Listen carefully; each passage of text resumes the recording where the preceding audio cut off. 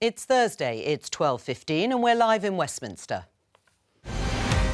A BBC investigation establishes that the Chancellor's online CV exaggerated the amount of time she spent at the Bank of England. Here's what she said in the past. I spent the best part of a decade as an economist at the Bank of England. I know the importance of financial and economic stability. Her CV has since been updated this morning. The BBC has also uncovered that there was an expenses investigation into Rachel Reeves during her time at Halifax Bank of Scotland.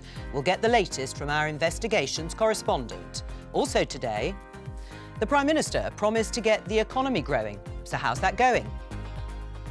The people voted for major government reform, and that's what people are going to get.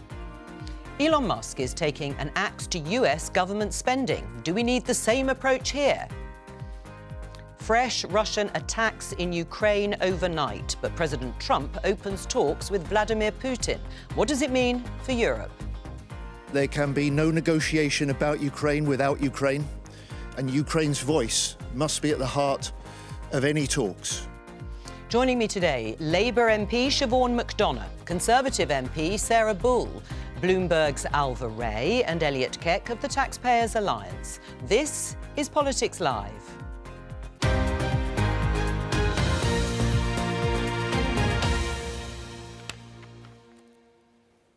Hello and welcome. Let's start with this BBC News story. Reeves's CV exaggerated time at the Bank of England. Joining me now to discuss all of this is the BBC's politics investigations correspondent who broke the story, Billy Kember.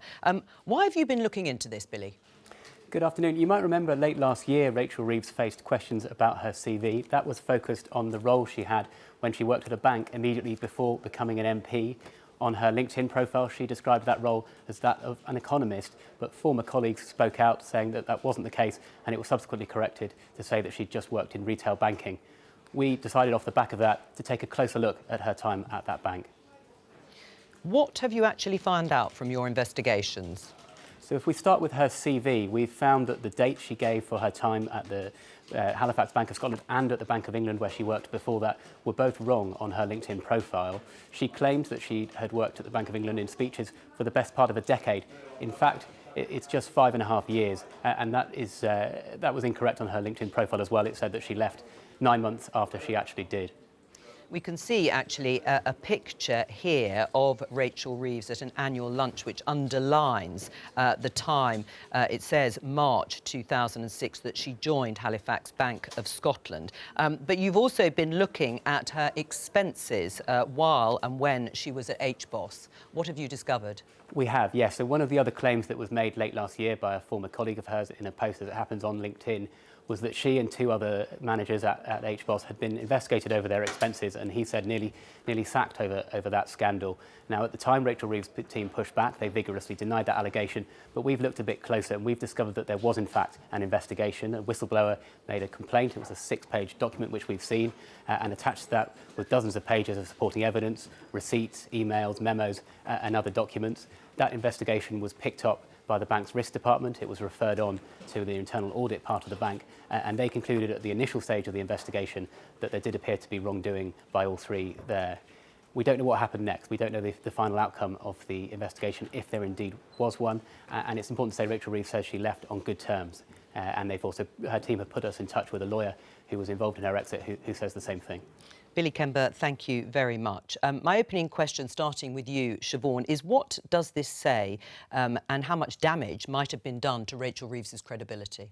First of all, we've got to be sure about what happened with the expenses scandal. As far as I'm aware, she absolutely denies that she was approached by anybody about the expenses scandal, and the lady who was the director of HR at the time she was there said she knew nothing about an investigation.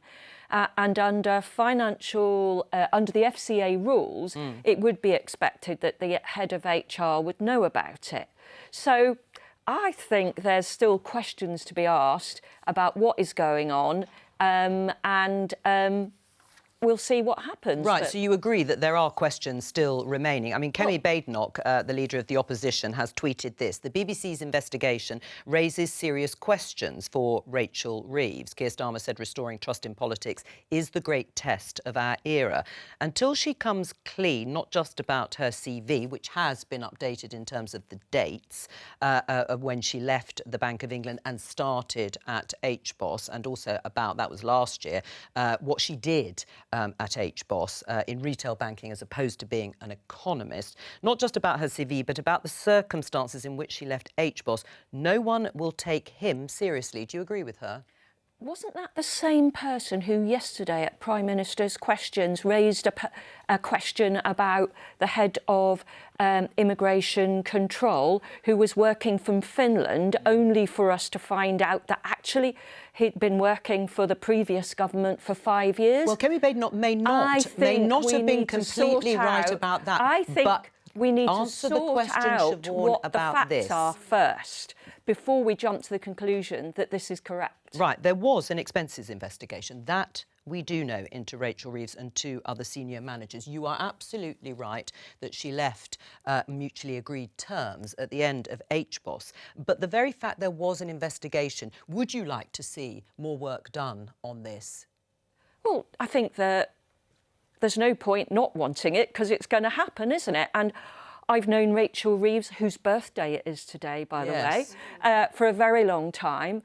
And I would say that she is one of the most hard-working, honest politicians that I have ever met in a very long career. Right. Sarah Ball, what are these questions that have been raised? Oh, well, I just think generally there's a huge amount of questions and there's going to have to be a full investigation. But what are those questions? But what are the questions? I mean, you've listened to our correspondent setting out exactly what's happened. What are the serious questions left? Well, we have to understand, was there actually a full engagement? What was the terms on which she had to leave? We understand there was a compromise agreement at the end of time at HSB. She took voluntary redundancy. OK, but that still requires a question. You did make the statement just then that Rachel Reeves is very honest.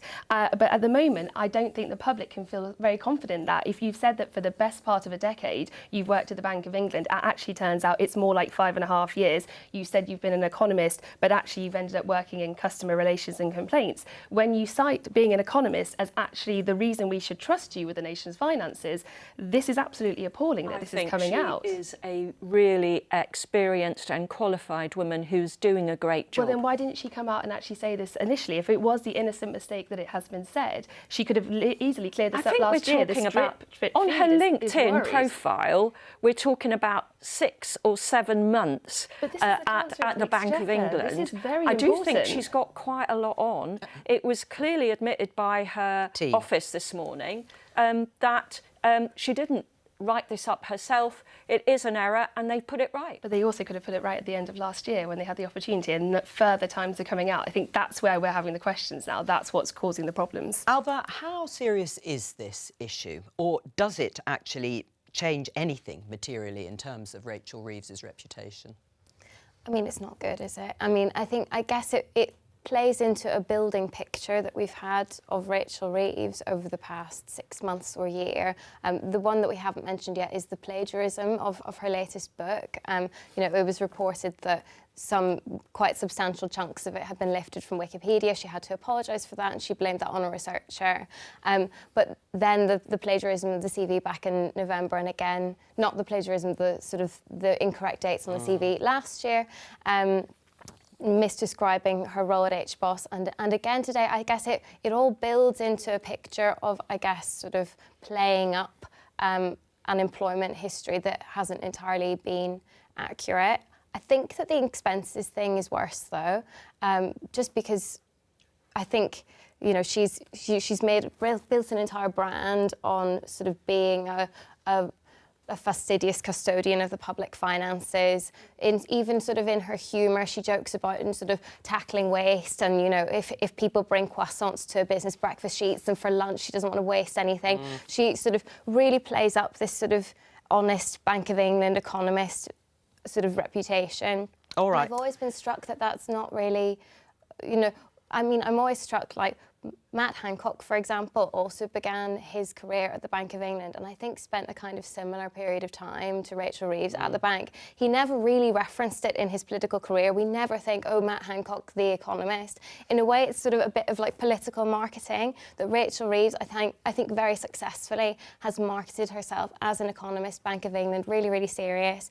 And I think when Labour's Achilles heel politically has so often been that they aren't trusted with the public finances, she really worked on that into the election. It was part of how you won that big majority. But then it's on a shaky foundation now after all these revelations. Well, and just to clarify, despite what Sarah says, there is no suggestion that the departures of either Rachel Reeves or the other two managers were linked to the investigation carried out at HBOS or spending issues. And a spokesman said the Chancellor left the bank on good terms. Her team also provided a statement from the lawyer who provided her with legal advice when she left HBOS due to a restructuring of the bank. Does it materially change her ability to run the country's finances? Well, listen, I don't think we needed the story about Rachel Reeves' CV change or the story about her expenses to know that her economic credentials are frankly in the mud. This is a chancellor that claimed that her #1 mission was to go for growth, and the very first thing that she did, very first major thing she did when she came into office was to announce £40 billion worth of tax rises, £25 billion worth of tax rises directly on business through national insurance. And then she seemed to act surprised when it turned out that business confidence sank, economic growth forecasts were cut. We saw economic growth of 0.1% this morning. That's frankly embarrassing. And I also don't think we needed this story about the expenses to know that, you know, she has questionable use of the, it's questionable whether or not she's a responsible custodian of the public finances. That massive tax and spend budget sent borrowing costs soaring. That has added a huge amount onto debt interest. None of this has changed your mind or thoughts? No, it's confirmed, I think. They're two brilliant stories, but they've confirmed what I think we already started to know about Rachel Reeves. Siobhan, on the issues in terms of her decisions on the budget, when it comes to the lack of growth, we're going to talk about the figures specifically, but it is 0.1% at the end of last year, a smidgen of growth. What do you say to Elliott's?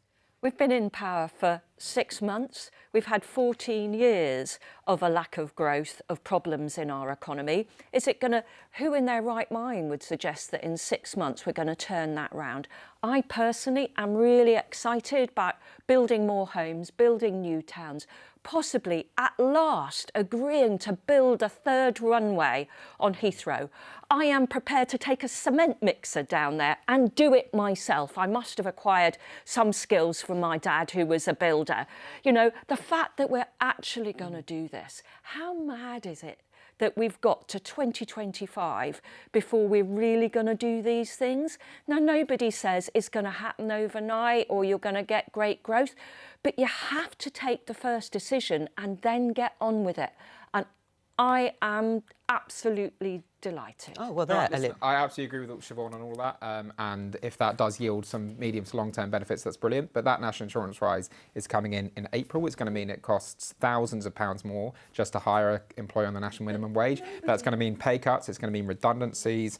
It's going to mean reductions in employment. So, yes, that's good. There are some medium to long-term decisions that are quite encouraging. I will grant you that. But in the short term, Rachel Reeves is taking a sledgehammer to the private sector, and it's going to be catastrophic. But who in their right mind would have to want to take those decisions in the first months of becoming Chancellor of the Exchequer? Well, that's just part of the job. Yeah, I mean, but nobody would choose to do it because they thought it was, without the problems she was faced with, a good idea. But she, just as she believes there has to be decisions made about infrastructure projects and growth, there have to be decisions made by our day-to-day economy right now. But were they the right decisions? I mean, if you look at this headline, Sarah, BBC News, the UK economy unexpectedly grew at the end of last year, new figures show, by 0.1%.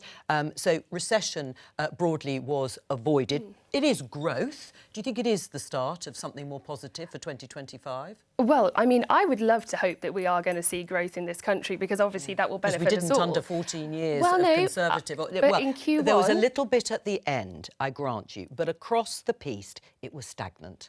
But I think you have to put the context at which we had been going through with the 14 years, when you take into effect COVID, with the war with Ukraine and all of those impacts. So you have to set the playing field.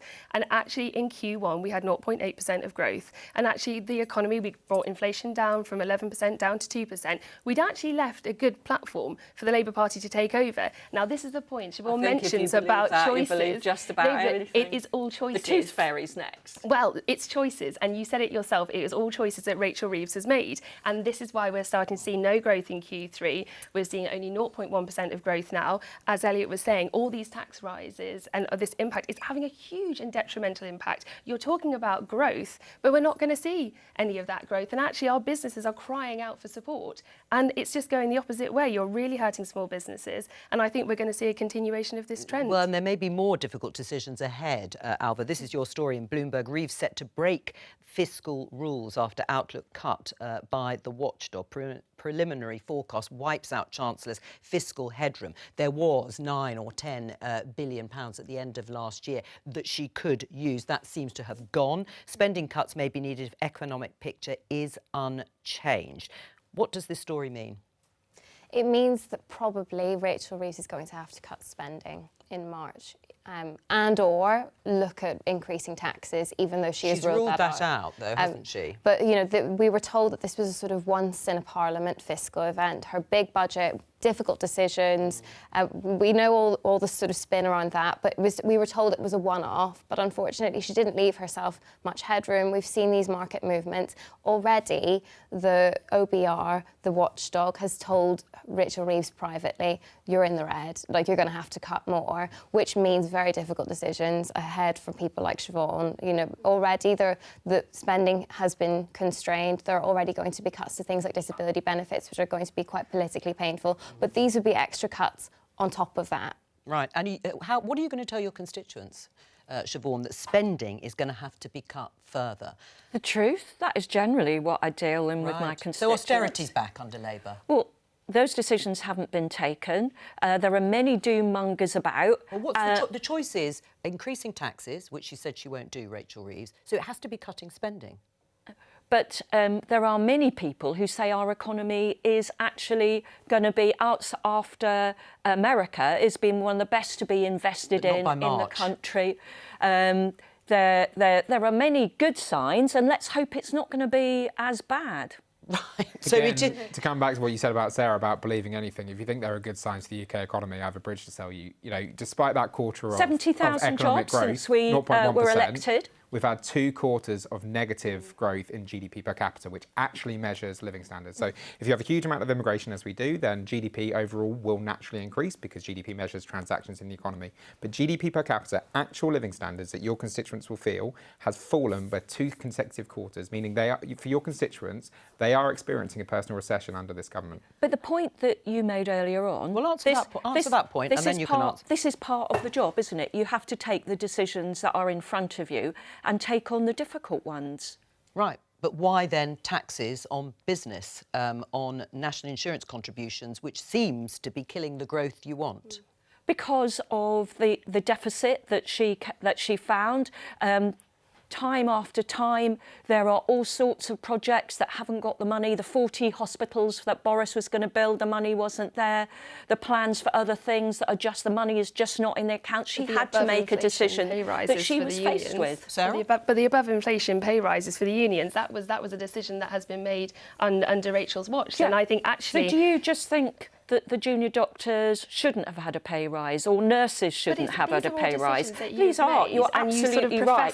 These are choices we have to make. Yeah. So would you have made different choices? Do you think a Conservative government coming in would have made different choices on those pay on the pay review body? Well, we were going to look at the pay review. That was fine. There was always a discussion to be had about that. But I think the way that you've done it above inflation and the timing and the speed of which it has gone ahead has been one of the biggest problems. And then I feel like the government is sort of thrashing around for ideas. So my farmers, for example, in my constituency, all the changes to agricultural property relief and business property relief, it's absolutely devastating. And I just don't think the government is listening and realising what this is actually going to do. Well, let's just remind ourselves what Keir Starmer, the Prime Minister, said in December about his mission in government.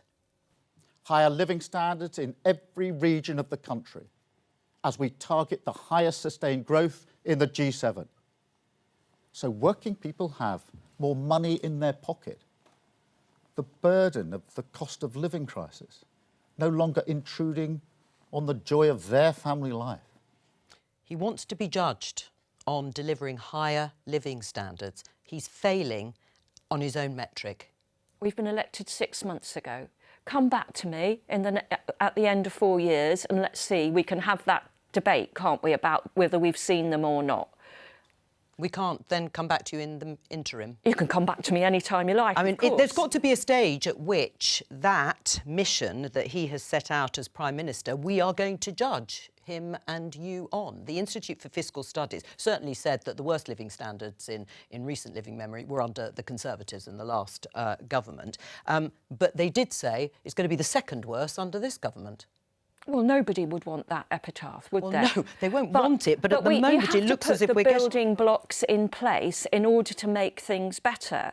And I believe that plans for growth and determination to achieve it will bring that about. Right. Or limiting burdens on businesses through not hiking national insurance on employers would be a good one as well. Yeah, but in the end, the government has to pay its bills, and the only money, and Mrs Thatcher famously said, there is no such thing as government money, there is only taxpayers' money. Mrs Thatcher would not have given an above-inflation pay rise to the public sector, which has productivity 8.5% below what it was 5 years ago. My mum was a nurse. She knew exactly what Mrs Thatcher did to her and her profession, and she never forgave till the day she died at 95 for the fact that she lost her job as a nurse in her early 60s down to Mrs Thatcher. Why farmers are going to ever forgive the Labour government for what they're doing. If we're going to absolutely destroy the family farm, they're never going to forget. They'll never get that back. We're not going to destroy the family farm. That's just a complete problem. Nonsense. It is. If other people pay inheritance tax, it's only reasonable that farmers face the same rules.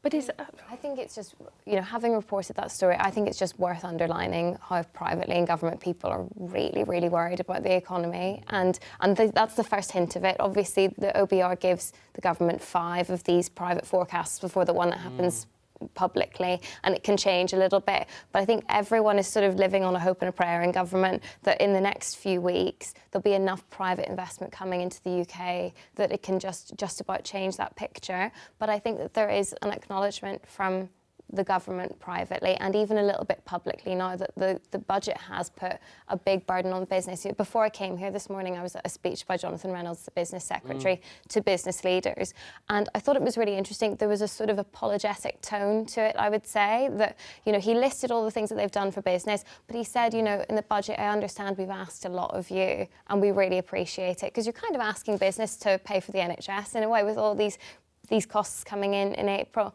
And I think that Rachel Reeves, Jonathan Reynolds, they've all been a bit spooked by the business reaction to the budget, which is far worse than they were expecting, that plummeting business confidence. The stuff since on the third runway at Heathrow, well, that's what I was about to ask. How is that going down in terms of confidence in the long term about projects and building? I think it's seen as positive in the long term, but it's so far off that is it going to change the 0.1% that we saw this morning? It's not necessarily going to change that. It is also worth adding we have seen Prime Ministers promise a third runway at Heathrow before. Theresa May promised one in 2017 and it never happened. So obviously that is good news, but that's something that may happen or may not happen. Something that will happen are the tax rises coming in. Well, let me put to you something more radical. You heard in the headlines Elon Musk and this Department of Government Efficiency, DOGE, I think is how it's pronounced, the idea of going through government expenditure. The US is very different to the UK. But let's have a listen to what Elon Musk said earlier this week about his role. And we've also got to address the deficit. So we've got a $2 trillion deficit. And if we don't do something about this deficit, the country's going bankrupt.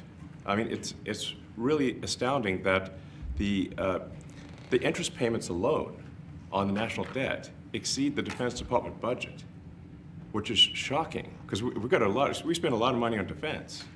But if that just keeps going, we're essentially going to bankrupt the country. So what I really want to say is, it's not optional for us to reduce the federal expenses. It's essential. Do we need something like this? DOGE?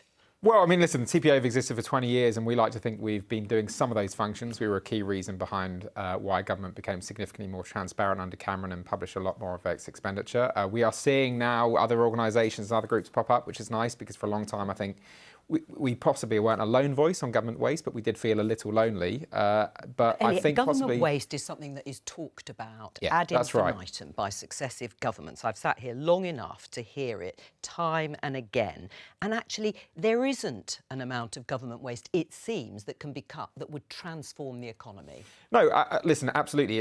What it's about is making sure that we do not simply accept that large bureaucracies will inevitably waste money. They will inevitably waste money, of course they will, on things like, too much stationery, fine. But something like £100 million on a bat tunnel for HS2, right? That's £100 million that could have been spent on more hip operations, on, not going after family farms. And until we get serious on waste, talked about how much money we're spending on public services, talk about the tax burden is going to be more and more difficult. Right, let me just show you this graph. I think we can put it up on the screen about UK public spending. Oh, I'm being told we don't have it, but I'll give you the figures because I have got them here. Health, it's £221 billion. On welfare, it's £236 billion. And pensions, £125 billion. They are the biggest departments in terms of spending. What would you cut, Sarah? Well, I'm not here to make sort of policy announcements on that front, but I do think... principle, do you think there's that much to be cut from... I think there are definitely ways that you can find efficiencies in government. I think the state is bloating, and it has been, and I think we see announcements of different quangos every week. And actually, I think it's much more about making sure we're utilising the population is living longer, medical technique. We're getting much more expensive different medical techniques and advice, and so we do have to be pragmatic about it. So, yeah, I'm not here to make an announcement today, but I think there definitely are ways to find efficiencies. Siobhan? Well, in a huge bureaucracy like government, of course there are ways to save money. I suppose the question is how much, and it would be wrong to think that governments don't look at this all the time. When I was a local councillor, we spent months of every single year going line by line through budgets. So organisations do it. It's a question about whether we should do it better or there are more points. I mean, there are lots of think tanks, as Elliot says, who look at the budget and pinpoint things. If I ran the NHS, I would look at the supply chain. I mean, it does seem extraordinary how much money is spent on relatively cheap things that, if you get through the NHS catalogue, are 4, 5, 6 times as much. So I think there's always things to look at, and you should always keep an open mind. Is that the sort of thing you would look at? Sorry, and then Alva. Yeah, no, so I absolutely agree. I think, but alongside that waste, in order to make public sector more efficient, we do need to look at productivity, I'm afraid. It's 8.5% below what it was before the pandemic. The OBR has said if we can get that even, I think, to a 5% increase, we'd be looking at tens of billions of pounds of extra cash for public services or for tax cuts. So, it's about making sure we're focusing on waste and making sure we have an attitude where, every penny counts, but it's also making sure that the staff that we have in the public sector are performing to the best of their ability. I mean, the funny thing is that even though the rhetoric is quite different to the Elon Musk thing, the government is basically doing this at the moment, going through line by line public, because they're having this spending review. The first one in a long time. Rachel Reeves has said they're going line by line through everything the government spends money on and looking for savings. But I don't think it will be as easy as just sort of finding, wasted money on stationery or whatever. I think in reality, really since austerity, a lot of public spending has stood still, even if it's gone up a little bit. In real terms, lots of departments are still feeling the pinch. And I think, especially in the context of what we were just talking about very stagnant growth, unprotected departments, things like justice, things like the courts, are facing quite substantial cuts. And they've already had substantial cuts. And anyone who's gone It's not just about cutting, is it? It's also about doing things better in a better way and harnessing technology and artificial intelligence. And when you go into a hospital and you see all those paper records and the nurse can barely carry... And the buildings that are crumbling. I mean, the complaints this morning from the NHS chief that actually capital expenditure still needs to go up. Oh, and when things get tight, then what you do is you make sure you get rid of all the computers, the laptops, the things that may make it easier and cheaper to provide a service. Well, let's have a look at this headline. Is this one way of going about it? BBC News, that's Liz Kendall there from DWP, the Department of Work and Pension Secretary. Some on benefits are taking the mickey, says Minister. Is that the sort of language you would use about people on benefits? I mean, I don't think she was making it about everybody, but yeah, we all know cases from our own neighbourhoods where we think, I'm not sure how that works. And you constantly have to make sure that every pound you spend is spent properly because people work hard to pay their taxes. Will that deliver the sort of savings they're hoping for? Well, these are already penciled in because basically the Conservatives decided to make big cuts to the benefits budget before the election, and so they penciled them in but didn't say where it was coming from. Or they did, but Labour said that they wouldn't match that. So they've basically inherited these savings that they need to make, but they don't know where they're going to get them from, and at the moment they're frantically trying to work it out. I'm told it's really, really difficult. They're worried about the way it's going to land politically because they will be quite deep cuts. I mean, I think that there is a big problem since COVID. We haven't seen the return to work rate that most other economies have seen. So we have like long-term unemployment, long-term sickness, really quite high, and that's a massive benefits bill. Well, and interestingly, the IFS, again, the Institute for Fiscal Studies, said that the Conservative plans to cut welfare in the way they had set out in the campaign was, and I quote, not correctly, but I paraphrase, pie in the sky. It wasn't serious. Yeah, and listen, the problem with these headlines is that you often look at them and think it's just being done for political, rhetorical purposes in order to, win a few voters or preserve a certain support base. And it's about what the actual policy result is going to be from this. And, we know, for example, that DWP now lose about £10 billion in fraud and error on the benefit system. So this is, catastrophic amounts of money, and they expect that to actually rise as a result of an increased propensity for fraud in the population, DWP say in their accounts. And so, we need to make sure that those attitudes are stamped out very aggressively. But people are also just sicker, unfortunately. I mean, the NHS waiting lists are having a knock-on impact on the economy. If you're on a waiting list for an operation, you're probably unlikely to be able to work. So that's a problem. Mental health issues have kind of skyrocketed. And so I think that you actually have quite a complex picture where there are plenty of people who would like to be back in work, but are not really getting the support to do it because of the health infrastructure isn't really there for them. So I think, I speak to people in government about this, and they say that there isn't really a clear plan, that actually think tanks and, the people who would do research into this haven't really come up with a solution. There aren't really easy levers to pull to just help people back into the workforce, and it would probably actually require quite a bit of money to put the support around them.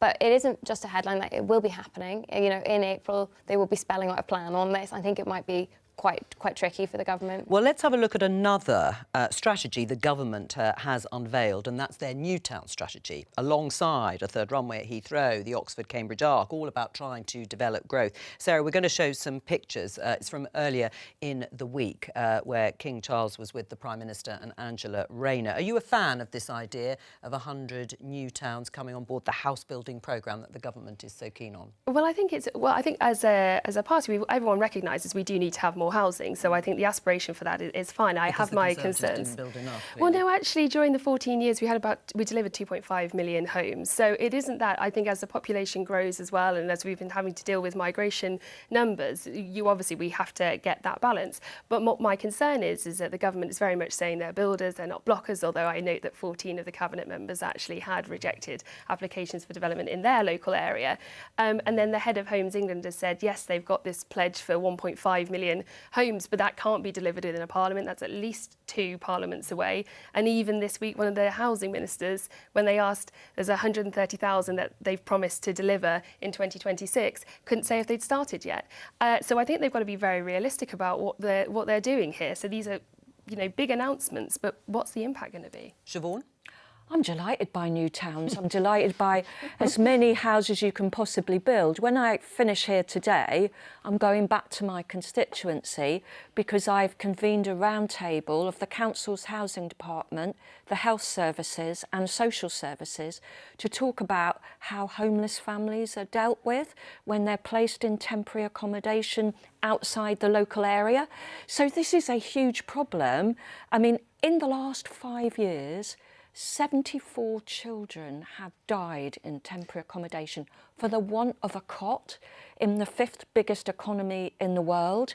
As far as I'm concerned, we can't build too many houses. But And is it achievable? And I should just clarify, 100 sites have been identified. There aren't going to be 100 new towns. There are 100 different... for about 10 to 12 yeah. new towns. And you'd have one in or close to your constituency? Absolutely, if you could put it there, yeah. I mean, do you think new towns would also deliver the sort of growth the government wants to see? Not on their own.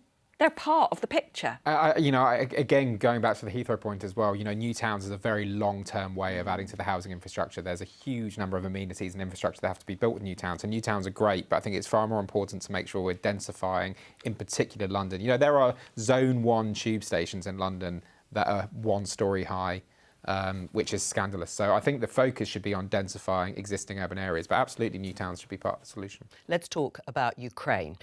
Because of the dramatic intervention overnight by the US President Donald Trump in terms of him revealing a phone call that he had with Russia's President Vladimir Putin, the first between the two since Russia's full-scale invasion of Ukraine. Let's just have a look at what he printed on Truth Social. I just had a lengthy and highly productive phone call with President Vladimir Putin of Russia. We discussed Ukraine, the Middle East, energy, artificial intelligence, the power of the dollar, and various other subjects. He goes on to say, we want to stop the millions of deaths taking place in the war with Russia-Ukraine. President Putin even used my very strong campaign motto of common sense. We both believe very strongly in it. We agreed to work together very closely, including visiting each other's nations. Very different language from that of his predecessor, Joe Biden, in which he described Vladimir Putin as a murderous dictator. Volodymyr Zelensky also responded. I had a long and detailed conversation with President Trump. I appreciate his genuine interest in our shared opportunities and how we can bring about real peace together. And he goes on to talk about the many aspects that they discussed. We believe that America's strength, together with Ukraine and all our partners, is enough to push Russia to peace. Siobhan, has Vladimir Putin been rewarded for his aggression?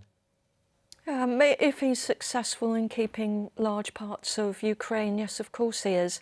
And it doesn't stop there, because in my experience, feed a bully, they don't stop, they just keep coming for you.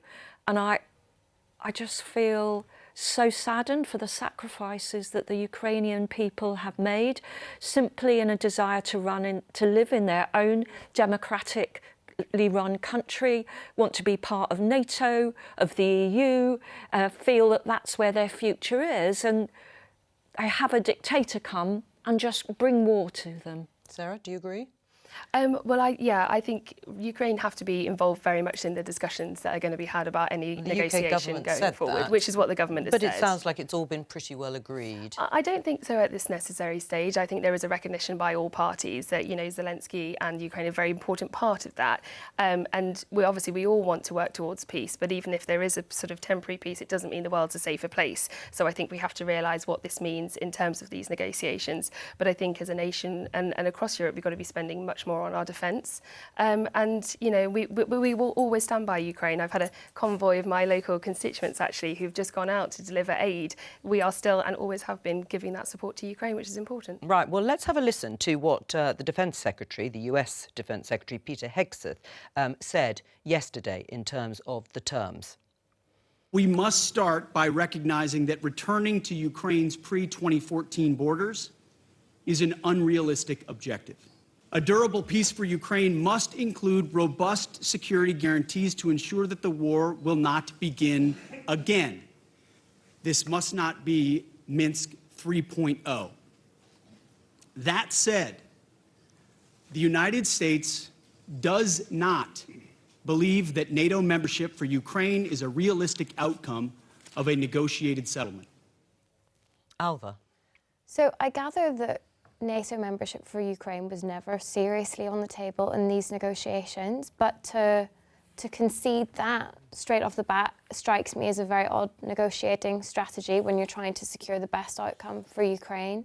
You want to be having multiple things on the table. If you concede that Ukraine won't be in NATO, what do you get for Ukraine? Do you have its statehood guaranteed? What else do you get? So I think that that's quite troubling, and also not going back to pre-2014 borders. I think there was also always a question about whether Crimea would be included in a settlement. I think there's always been a recognition that some territory from Ukraine might be handed back to Russia, which would be horrible. But I think it's just so odd to say it so early on. I mean, I'm not a diplomat, not luckily, but I you know, as an amateur, it strikes me as really bad news for Ukraine. I mean, what sort of PR victory has been handed to Vladimir Putin? I mean, President Trump talks about him as a sort of partnership, if you like. He was a pariah up until now. Yeah, I mean, Donald Trump's attitude towards Putin has always been quite unusual. I mean, he can be so strong and fiery with many individuals, but the second it's about Putin, he seems to be fawning. But yeah, listen, I agree with Alva.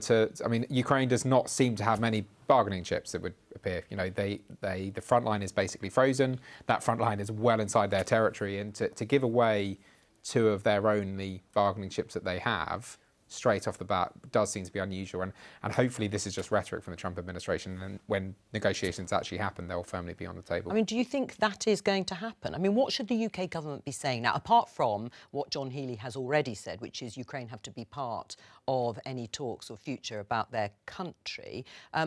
Should they just say, you're wrong, President Trump, about this? Well, I suppose that just depends on your view of the tactics with Trump. I would hope that the government will argue for the Ukraine. Their fight has been so admirable, and it gives you such faith in democracy and liberal government. But maybe the way is to talk to him, to try and persuade him, rather than to start a row right now. Personally, I'd love to start that row, but the more important thing is to be effective. Right, and is it being effective by spending more on defence? I mean, Sarah said we should. You've committed the Conservatives to 2.5% relatively recently. You've committed to it, but without a timescale. I mean, this is in the Financial Times. Starmer summons UK defence chiefs in tussle over spending. Trump is pushing European governments to commit much higher funding to armed forces. Why shouldn't the UK and the rest of Europe pay more? I think it's inevitable that we will have to. I think we live in a very uncertain world.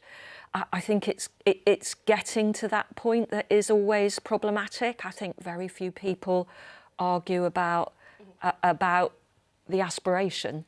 Yeah, but it might be more than the 2.5% that the Conservatives are committed to. Well, I think we'll have to see as time goes on. I mean, obviously, we are higher than the NATO, which is like 2%, which is what most of the countries are giving. And I think actually some of those aren't meeting those 2% commitments, which is what Trump was always historically saying, that America brought a lot. So we've always exceeded that.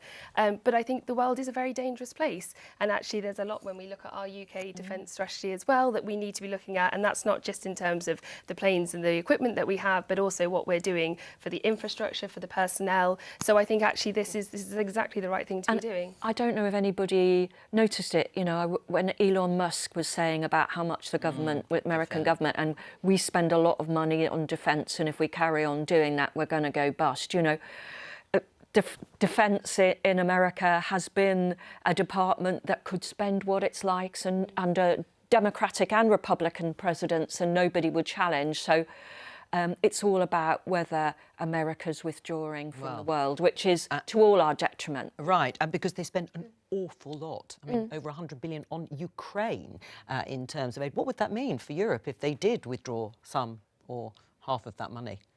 Well, I think I gather from colleagues and from some of the coverage that it would be very, very difficult for the EU to properly defend Ukraine in a sort of peace settlement situation without support from the US, that we are sort of dependent on their cooperation in this.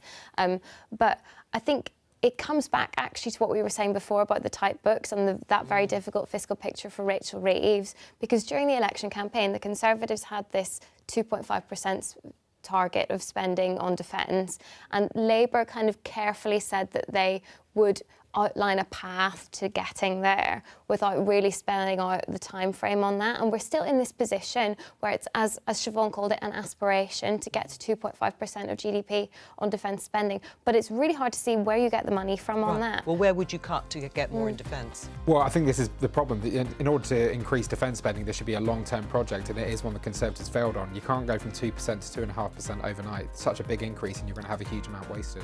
Thank you to all of my guests for joining me today.